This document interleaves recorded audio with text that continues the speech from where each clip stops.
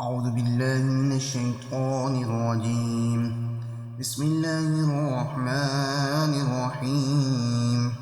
قال فما حسبكم أيها المرسلون؟ قالوا إنا أرسلنا إلى قوم مجرمين لنرسل عليهم حجارة من طين مسومة عند ربك للمسرفين فأخرجنا من كان فيها من المؤمنين فما وجدنا فيها غير بيت من المسلمين وتركنا فيها آية للذين يخافون العذاب الأليم. وفي موسى إذ أرسلناه إلى فرعون بسلطان مبين وتولى بركنه وقال ساحر أو مجنون فأخذناه وجنوده فنبذناهم في اليم وهو مليم. وفي عاد إذا أرسلنا عليهم الريح العقيم ما تذر من شيء أتت عليه إلا جعلته كالرميم. وفي ثمود إذ قيل لهم تمتعوا حتى حين فعتوا عن أمر ربهم فأخذتهم الصاعقة وهم ينظرون فما استطاعوا من قيام وما كانوا منتصرين. وقوم نوح من قبل إنهم كانوا قوما فاسقين. والسماء بنيناها بأيد وإنا لموسعون والأرض فرشناها فنعم الماهدون. ومن كل شيء خلقنا زوجين لعلكم تذكرون. ففروا إلى الله إني لكم منه نذير مبين ولا تجعلوا مع الله إلها آخر إني لكم منه نذير مبين. كذلك ما أتى الذين من قبلهم من رسول إلا قالوا ساحر أو مجنون أتواصوا به بل هم قوم طاغون. فتول عنهم فما أنت بملوم وذكر فإن الذكرى تنفع المؤمنين. وما خلقت الجن والإنس إلا ليعبدون ما أريد منهم من رزق وما أريد أن يطعمون إن الله هو الرزاق ذو القوة المتين. فإن للذين ظلموا ذنوبا مثل ذنوب أصحابهم فلا يستعجلون. فويل للذين كفروا من يومهم الذي يوعدون. بسم الله الرحمن الرحيم. والطور وكتاب مستور في رق منشور والبيت المعمور والسقف المرفوع والبحر المسجور إن عذاب ربك لواقع ما له من دافع يوم تمور السماء مورا وتسير الجبال سيرا. فويل يومئذ للمكذبين الذين هم في خوض يلعبون. يوم يدعون إلى نار جهنم دعا هذه النار التي كنتم بها تكذبون أفسحر هذا أم أنتم لا تبصرون اصلوها فاصبروا أو لا تصبروا سواء عليكم إنما تجزون ما كنتم تعملون. إن المتقين في جنات ونعيم فاكهين بما آتاهم ربهم ووقاهم ربهم عذاب الجحيم. كلوا واشربوا هنيئا بما كنتم تعملون متكئين على سرر مصفوفة وزوجناهم بحور عين. والذين آمنوا واتبعتهم ذريتهم بإيمان ألحقنا بهم ذريتهم وما ألتناهم من عملهم من شيء كل امرئ بما كسب رهين. وأمددناهم بفاكهة ولحم مما يشتهون يتنازعون فيها كأسا لا لغو فيها ولا تأثيم. ويطوف عليهم غلمان لهم كأنهم لؤلؤ مكنون. وأقبل بعضهم على بعض يتساءلون قالوا إنا كنا قبل في أهلنا مشفقين فمن الله علينا ووقانا عذاب السموم إنا كنا من قبل ندعوه إنه هو البر الرحيم. فذكر فما أنت بنعمة ربك بكاهن ولا مجنون أم يقولون شاعر نتربص به ريب المنون قل تربصوا فإني معكم من المتربصين أم تأمرهم أحلامهم بهذا أم هم قوم طاغون أم يقولون تقوله بل لا يؤمنون فليأتوا بحديث مثله إن كانوا صادقين. أم خلقوا من غير شيء أم هم الخالقون أم خلقوا السماوات والأرض بل لا يوقنون. أم عندهم خزائن ربك أم هم المسيطرون أم لهم سلم يستمعون فيه فليأت مستمعهم بسلطان مبين. أم له البنات ولكم البنون أم تسألهم أجرا فهم من مغرم مثقلون أم عندهم الغيب فهم يكتبون أم يريدون كيدا فالذين كفروا هم المكيدون. أم لهم إله غير الله سبحان الله عما يشركون. وإن يروا كسفا من السماء ساقطا يكونوا سحاب مركوم فذرهم حتى يلاقوا يومهم الذي فيه يصعقون يوم لا يغني عنهم كيدهم شيئا ولا هم ينصرون. وإن للذين ظلموا عذابا دون ذلك ولكن أكثرهم لا يعلمون. واصبر لحكم ربك فإنك بأعيننا وسبح بحمد ربك حين تقوم ومن الليل فسبح وإدبار النجوم. بسم الله الرحمن الرحيم. والنجم إذا هوى ما ضل صاحبكم وما غوى وما ينطق عن الهوى إن هو إلا وحي يوحى علمه شديد القوى ذو مرة فاستوى وهو بالأفق الأعلى ثم دنا فتدلى فكان قاب قوسين أو أدنى فأوحى إلى عبده ما أوحى ما كذب الفؤاد ما رأى أفتمارونه على ما يرى ولقد رآه نزلة أخرى عند سدرة المنتهى عندها جنة المأوى إذ يغشى السدرة ما يغشى ما زاغ البصر وما طغى لقد رأى من آيات ربه الكبرى أفرأيتم اللات والعزى ومناة الثالثة الأخرى ألكم الذكر وله الأنثى تلك إذا قسمة ضيزى إن هي إلا أسماء سميتموها أنتم وآباؤكم ما أنزل الله بها من سلطان إن يتبعون إلا الظن وما تهوى الأنفس ولقد جاءهم من ربهم الهدى أم للإنسان ما تمنى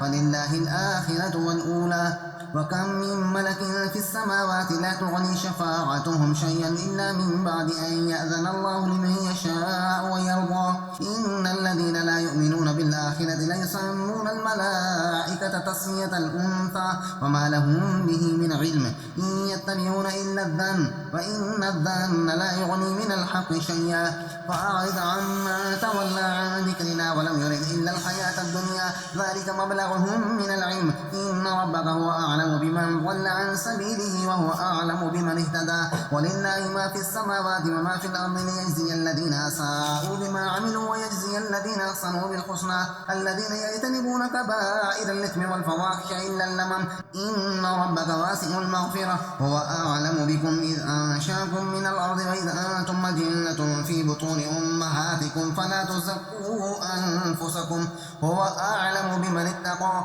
أفرأيت الذي تولى وأعطى قليلا وأكدى أعنده علم الغيب فهو يرى أم لم ينبأ بما في صحف موسى وإبراهيم الذي وفى ألا تزر وازرة وزر أخرى وأن ليس للإنسان إلا ما سعى وأن سعيه سوف يرى ثم يجزاه الجزاء الأوفى وأن إلى ربك المنتهى وأنه هو أضحك وأبكى وأنه هو أمات وأحيا وأنه خلق الزوجين الذكر والأنثى من نطفة إذا تمنى وأن عليه النشاط الأخرى وأنه هو أغنى وأقنى وأنه هو رب الشعرى وأنه أهلك عادا الأولى وثمود فما أبقى وقوم نوح من قبل إنهم كانوا هم أظلم وأطغى والمؤتفكة أهوى فغشاها ما غشى فبأي آلاء ربك تتمارى هذا نذير من النذر الأولى آزفة الآزفة ليس لها من دون الله كاشفة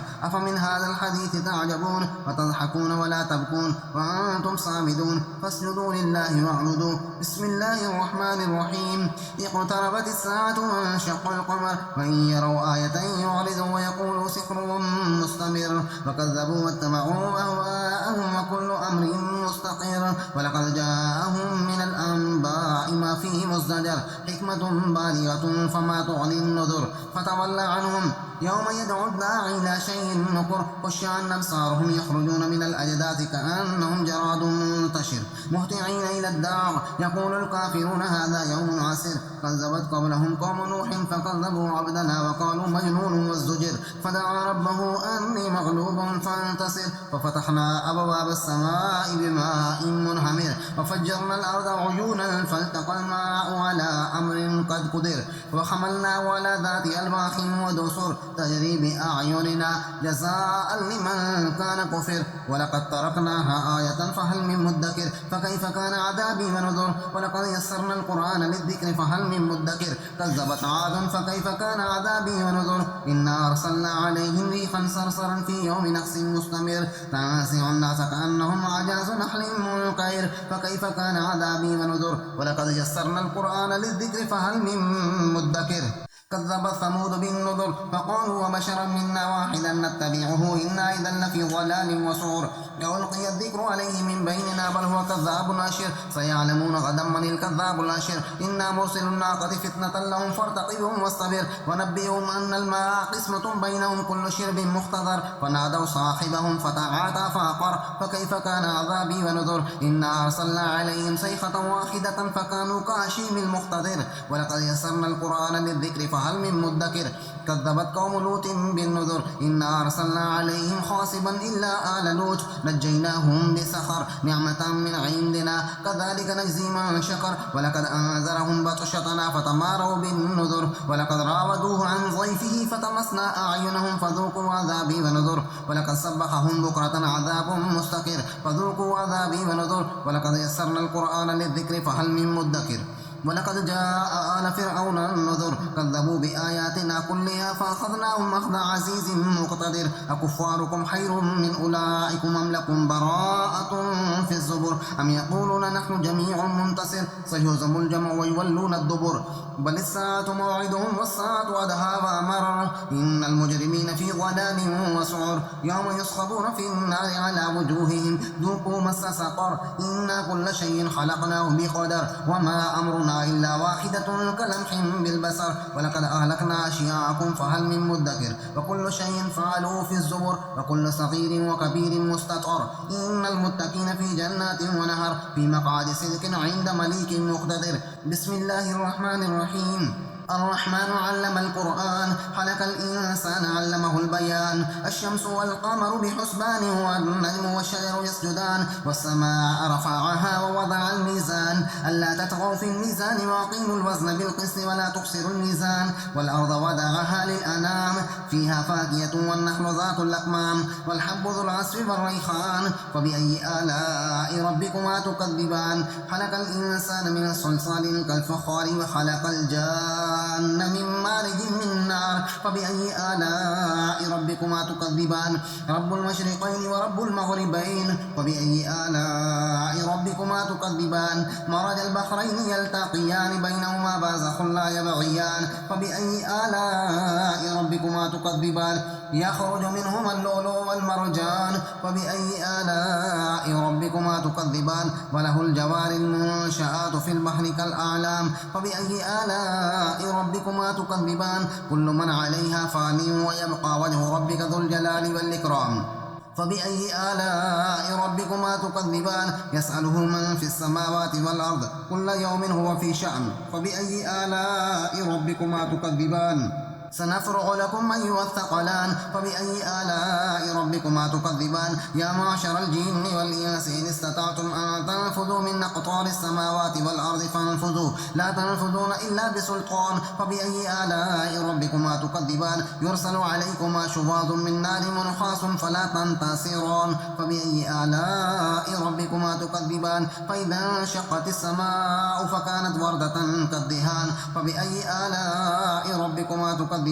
فيومئذ لا يسأل عن ذنبه إنس ولا جان فبأي آلاء ربكما تكذبان يعرف المجرمون بسيماهم فيؤخذ بالنواصي والأقدام فبأي آلاء ربكما تكذبان هذه جهنم التي يكذب بها المجرمون يطوفون بينها وبين حميم آن فبأي آلاء ربكما تكذبان ولمن خاف مقام ربه جنتان فبأي آلاء ربكما تكذبان ذواتا أفنان فبأي آلاء ربكما تكذبان فيهما عينان تجريان فبأي آلاء ربكما تكذبان فيهما من كل فاكهة زوجان فبأي آلاء ربكما تكذبان متكئين على فرش بطائنها من استبرق وجنى الجنتين دان فبأي آلاء ربكما تكذبان فيهن قاصرات الطرف لم يطمثهن إنس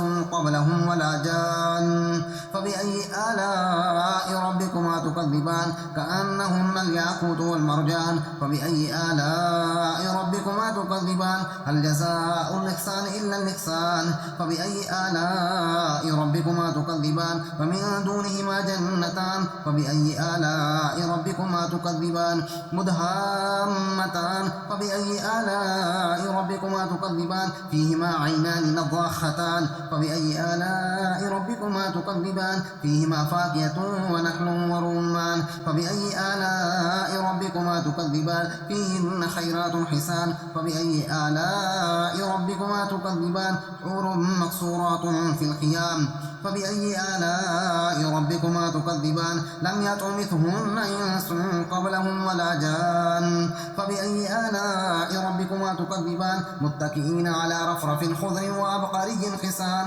فبأي آلاء ربكما تكذبان تبارك اسم ربك ذي الجلال والإكرام بسم الله الرحمن الرحيم إذا وقعت الواقعة ليس لوقعتها كاذبة خافضة رافعة إذا رجت الأرض رجا وبست الجبال بسا فكانت هباء منبثا وكنتم أزواجا ثلاثة وأصحاب الميمنة ما أصحاب الميمنة وأصحاب المشأمة ما أصحاب المشأمة والسابقون السابقون أولئك المقربون في جنات النعيم ثلة من الأولين وقليل من الآخرين على سرر موضونة متكئين عليها متقابلين يطوف عليهم ولدان مخلدون بأكواب وأباريك وكأس من معين لا يصدعون عنها ولا ينزفون وفاكهة مما يتخيرون ولحم طير مما يشتهون وحور عين كأمثال اللؤلؤ المكنون جزاء بما كانوا يعملون لا يسمعون فيها لغوا ولا تأثيما إلا قيلا سلاما سلاما وأصحاب اليمين ما أصحاب اليمين في سدر مخضود وطلح منضود وذل ممدود وماء مسكوب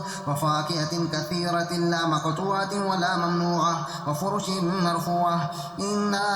أنشأناهن إنشاء فجعلناهن أبكارا عربا أترابا لأصحاب اليمين ثلة من الأولين وثلة من الآخرين وأصحاب الشمال ما أصحاب الشمال في سموم وحميم وظل من يحموم لا بارد ولا كريم إنهم كانوا قبل ذلك مترفين وكانوا يصرون على الحنث العظيم وكانوا يقولون أئذا متنا وكنا ترابا وعظاما أئنا لمبعوثون أو آباؤنا الأولون قل إن الأولين والآخرين لمجموعون إلى ميقات يوم معلوم ثم إنكم أيها الضالون المكذبون لآكلون من شجر من زقوم فمالئون منها البطون فشاربون عليه من الخميم فشاربون شرب الهيم هذا نزلهم يوم الدين نحن خلقناكم فلولا تصدقون أفرأيتم ما تمنون أأنتم تخلقونه أم نحن الخالقون نحن قدرنا بينكم الموت وما نحن بمسبوقين على أن نبدل أمثالكم وننشئكم فيما لا تعلمون ولقد علمتم النشأة الأولى فلولا تذكرون أفرأيتم ما تحرثون أأنتم تزرعونه أم نحن الزارعون لو نشاء لجعلناه حطاما فظلتم تفكهون إنا لمغرمون بل نحن محرومون أفرأيتم الماء الذي تشربون أأنتم أنزلتموه من المزن أم نحن المنزلون لو نشاء جعلناه أجاجا فلولا تشكرون أفرأيتم النار التي تورون أأنتم أنشأتم شجرتها أم نحن المنشئون نحن جعلناها تذكرة ومتاعا للمقوين فسبح باسم ربك العظيم ولا أقسم بمواقع النجوم وإنه لقسم لو تعلمون عظيم إنه لقرآن كريم في كتاب مكنون لا يمسه إلا المطهرون تنزيل من رب العالمين أفبهذا الحديث أنتم مدهنون وتجعلون رزقكم أنكم تكذبون فلولا إذا بلغت الحلقوم وأنتم حينئذ تنظرون ونحن أقرب إليه منكم ولكن لا تبصرون فلولا إن كنتم غير مدينين ترجعونها إن كنتم صادقين فأما إن كان من المقربين فروح وريحان وجنة نعيم وأما إن كان من أصحاب اليمين فسلام لك من أصحاب اليمين وأما إن كان من المكذبين الضالين فنزل من حميم وتصلية جحيم إن هذا له حق اليقين فسبح باسم ربك العظيم بسم الله الرحمن الرحيم سبح لله ما في السماوات والأرض وهو العزيز الحكيم له ملك السماوات والأرض يحيي ويميت وهو على كل شيء قدير هو الأول والآخر والظاهر والباطن وهو بكل شيء عليم هو الذي خلق السماوات والأرض في 6 أيام ثم استوى على العرش يعلم ما يلج في الأرض وما يخرج منها وما ينزل من السماء وما يعرج فيها وهو معكم أينما كنتم والله بما تعملون بصير له ملك السماوات والأرض وإلى الله ترجع الأمور يولج الليل في النهار ويولج النهار في الليل وهو عليم بذات الصدور آمنوا بالله ورسوله وأنفقوا مما جعلكم مستخلفين فيه فالذين آمنوا منكم وأنفقوا لهم أجر كبير وما لكم لا تؤمنون بالله والرسول يدعوكم لتؤمنوا بربكم وقد أخذ ميثاقكم إن كنتم مؤمنين هو الذي ينزل على عبده آيات بينات ليخرجكم من الظلمات إلى النور وإن الله بكم لرؤوف رحيم وما لكم ألا تنفقوا في سبيل الله ولله ميراث السماوات والأرض لا يستوي منكم من أنفق من قبل الفتح وقاتل أولئك أعظم درجة من الذين أنفقوا من بعد وقاتلوا وكلا وعد الله الحسنى والله بما تعملون خبير من ذا الذي يقرض الله قرضا حسنا فيضاعفه له وله أجر كريم يوم ترى المؤمنين والمؤمنات يسعى نورهم بين أيديهم وبأيمانهم بشراكم اليوم جنات تجري من تحتها الأنهار خالدين فيها ذلك هو الفوز العظيم يوم يقول المنافقون والمنافقات للذين آمنوا انظرونا نقتبس من نوركم قيل ارجعوا وراءكم فالتمسوا نورا فضرب بينهم بسور له باب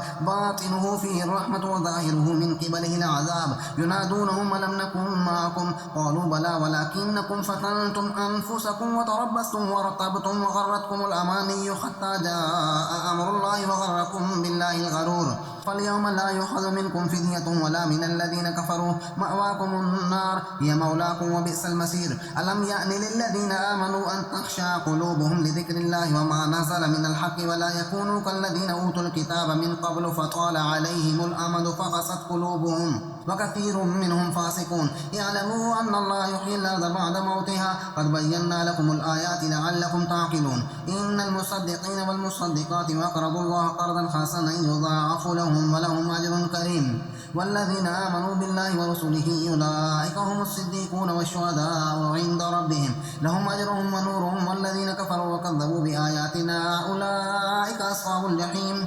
اعلموا أنما الحياة الدنيا لعب ولهو وزينة وتفاخر بينكم وتكاثر في الأموال والأولاد كمثل غيث أعجب الكفار نباته ثم يهيج فتراه مصفرا ثم يكون حطاما وفي الآخرة عذاب شديد ومغفرة من الله ورضوان وما الحياة الدنيا إلا متاع الغرور سابقوا إلى مغفرة من ربكم وجنة عرضها كعرض السماء والأرض أعدت للذين آمنوا بالله ورسله ذلك فضل الله يؤتيه من يشاء والله ذو الفضل العظيم ما أصاب من مصيبة في الأرض ولا في أنفسكم إلا في كتاب من قبل أن نبرأها إن ذلك على الله يسير لكي لا تأسوا على ما فاتكم ولا تفرحوا بما آتاكم والله لا يحب كل مختال فخور الذين يبخلون ويأمرون الناس بالبخل ومن يتول فإن الله هو الغني الحميد لقد أرسلنا رسولنا بالبينات وأنزلنا معهم الكتاب والميزان ليقوم الناس بالقسط وأنزلنا الحديد فيه بأس شديد ومنافع للناس وليعلم الله من ينصره ورسله بالغيب إن الله قوي عزيز ولقد أرسلنا نوحا وإبراهيم وجعلنا في ذريتهما النبوة والكتاب فمنهم مهتد وكثير منهم فاسقون ثم قفينا على آثارهم برسلنا وقفينا بعيسى ابن مريم وآتيناه الإنجيل وجعلنا في قلوب الذين اتبعوه رأفة ورحمة ورهبانية ابتدأوها ما كتبناها عليهم من ابتغاء